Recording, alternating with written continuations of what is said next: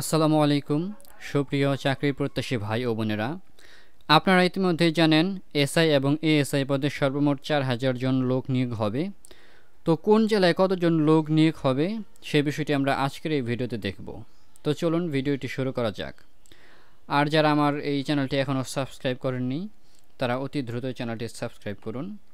তো ঢাকা জেলায় ১৬৭ জন লোক নিয়োগ হবে, গাজীপুরে ৪৭, মানিকগঞ্জে ১৯, মুন্সিগঞ্জে ২০, নারায়ণগঞ্জে ৪১, নরসিংদী ৩১, ফরিদপুর ২৭, গোপালগঞ্জ ১৬, মাদারীপুর ১৬, রাজবাড়ী ১৫, শরীয়তপুর ১৬, কিশোরগঞ্জ ৪১, টাঙ্গাইলে ৫০, ময়মনসিংহ ৭১, জামালপুরে ৩২, নেত্রকোনা ৩১, শেরপুর ১৯, চট্টগ্রাম ১০৬, বান্দরবান ৫, কক্সবাজার ৩২, ব্রাহ্মণবাড়িয়া ৩৯, চাঁদপুর ৩৪, কুমিল্লা ৭৫, খাগড়াছড়ি ৯, ফেনী ২০, লক্ষ্মীপুর ২৪, নোয়াখালী ৪৩, রাঙামাটি ৮, রাজশাহী ৩৬, জয়পুরহাট ১৩, পাবনা ৩৫, সিরাজগঞ্জ ৪৩,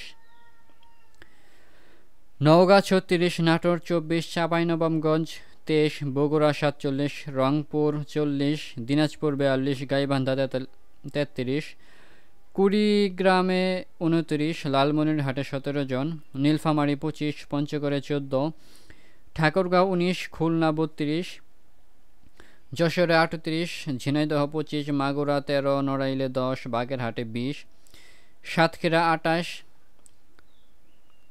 চুয়াডাঙ্গা ১৬, কুষ্টিয়া ২৭, মেহেরপুর ৯, বরিশাল ৩২, ভোলা ২৫, ঝালকাঠি ৯, পিরোজপুর ১৫, বরগুনা ১২, পটুয়াখালী ২১, সিলেট ৪৮, মৌলভীবাজার ২৭, সুনামগঞ্জ ৩৪, হবিগঞ্জে ২৯ জন।